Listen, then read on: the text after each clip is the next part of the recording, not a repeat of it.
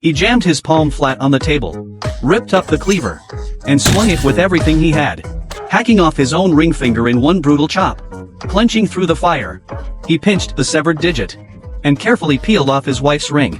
He handed that priceless relic to the high table without asking for a thing in return, only by burning his past, and offering up everything. Could he buy back the underworld's protection? The elder accepted his loyalty. Then he grabbed the red-hot iron, and seared it into the fresh wound. Once the soul-shattering pain finally passed, the man dragged himself up slow, left his own finger behind, and walked away cold. The elder led him into a tent. A brand new bulletproof suit was already laid out. John was already the baddest killer in the underground game. He could pick up anything in reach and turn it into death. A legend with over 100 bodies buried.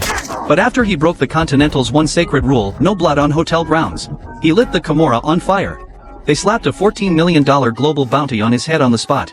At the last second, Winston, the Continental manager, remembered their old history, swallowed a mountain of heat, and bought John a single hour. John Wick was torn to shreds, fleeing through the streets like a hunted animal. Every stranger who passed him could be a killer cashing in. He was trapped on all sides, with no way out. One wrong move and his head was gone. He had no choice but to shove his last gold coin into a cabbie's hand, and tell him to check his dog in at the Continental. He could die, but the dog couldn't. That was John's bottom line, carved into his bones.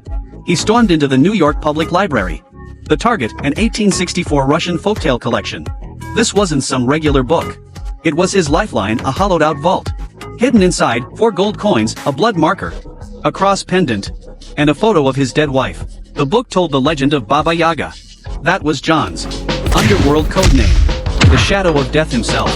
But before the clock even hit 0, a 7 feet 4 inches giant suddenly blocked the doorway. This wasn't an actor. It was NBA star Boban Marjanovic. He towered over John. He came stabbing with an ice pick grip. John dragged his bleeding shoulder into a Chinatown private clinic. The doctor risked getting wiped out by the high table, just to sew up his torn artery. That doctor? Keanu Reeves, from The Matrix.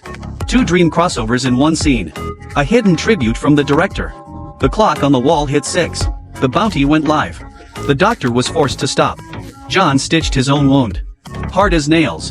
To save his own skin, the doctor told John to shoot him twice in non-lethal spots. Make it look like he was strong-armed.